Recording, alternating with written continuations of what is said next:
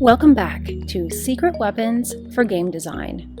We are in part 2, the game design process, starting with what is a game? This is a series about designing games and more broadly, interactive entertainment experiences. So what are these exactly? Well, most of us could probably identify a game if we were asked to, whether it's a playground game, a chessboard, playing cards, or Animal Crossing for the Nintendo Switch. However, among scholars and folks in the games industry, there really is no single definition for what a game is exactly or what makes up the boundaries of a game. There is a wide variety of ideas for what makes a game and many books and papers covering the subject, but few of them agree completely on a single definition. With a lack of standardized definition, it can be helpful to think about the elements that are generally recognizable across games, both digital and analog. These elements include some sort of structured form of play,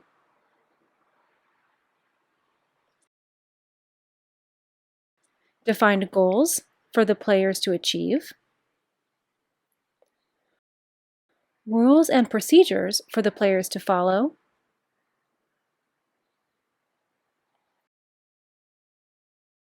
and a premise. This can be a dramatic premise, a physical premise, or a social premise. Another definition for a game is that a game has no functional purpose. That is, most people play a game solely for the experience of enjoyment and not a productive result, as you would have when you, say, are interacting with an application to create a budget or a report.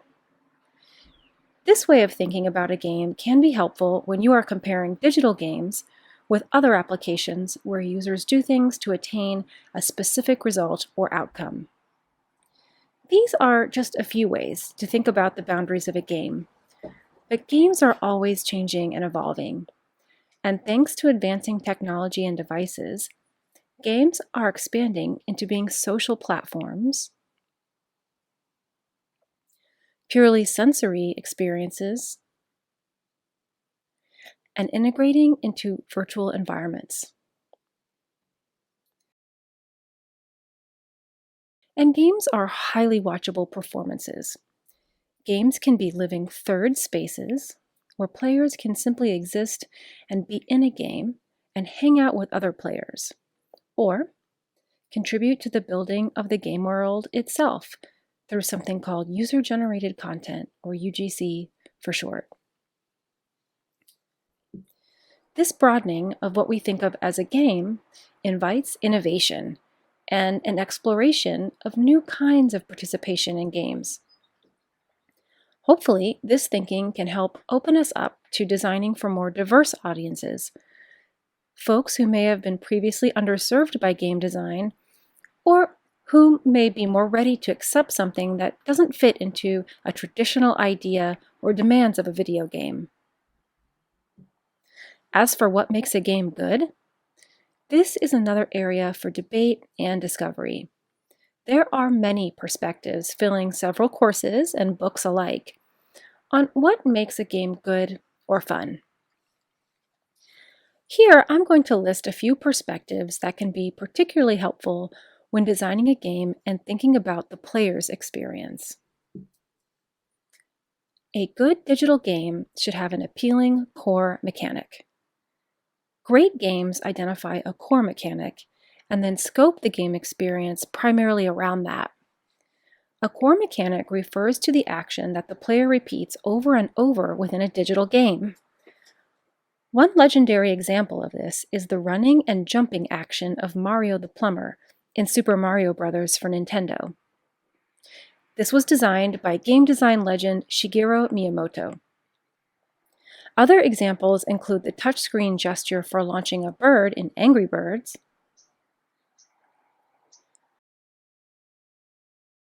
and the feeling of a beat slice when using your virtual saber in Beat Saber for VR. Here, what we're focusing on is a single action or interaction that feels really good and motivates the player to keep playing the game. Also, a good game should integrate the right balance of challenge and positive reinforcement or accomplishment. For example, when Bungie Studios were building Halo 3, the first-person shooter game, the Bungie Games user research team analyzed more than 3,000 hours of Halo 3 gameplay played by some 600 everyday gamers to determine just how much challenge was required to make a kill feel satisfying to experienced players and fans, while making sure that new gamers who were still building skill wouldn't be so overwhelmed by getting killed so much that they would get bored. And Halo 3 ended up being the best-selling video game of 2007. And good games respect that the perspectives of game designers and players are different. The Mechanics, Dynamics, and Aesthetics Framework, or MDA framework for short, was developed by Robin Hunicke, Marc LeBlanc, and Robert Zubek. As an interactive system, this framework has us view game design from the perspective of both the designer and the player, which are different points of view. The authors state, from the designer's perspective, the mechanics give rise to a dynamic system behavior, which in turn leads to particular aesthetic experiences. Yet from the player's perspective, aesthetics set the tone, which is borne out in observable dynamics and eventually operable mechanics. Put simply, from the player's perspective, the top layer aesthetics make the game fun. And from a designer's point of view, building the right mechanics at the core leads to a fun game for the player to enjoy. And a good game can evoke a feeling of flow for the player. In his book, A Theory of Fun, Rafe Koster suggests that a key component of fun is when the player can achieve a mental state in a game known as flow. The concept of flow state is actually an old theory named by psychologist Mihai Csikszentmihalyi back in 1975 and refers to a feeling of energized focus and enjoyment that occurs while accomplishing a task when one has achieved a certain threshold of mastery for the task. It makes sense for this theory to apply to digital gameplay, and luckily, flow state is such a well-referenced and well-used concept that there are tools designed specifically to measure flow state, which can be incorporated as part of the game design and playtesting process. But games are broad and vary greatly. Being too prescriptive on what makes a game good per se can be limiting and even exclude people from potential kinds of play. What makes a game good is ultimately up to the players to decide and for the game designers and developers of the world to discover.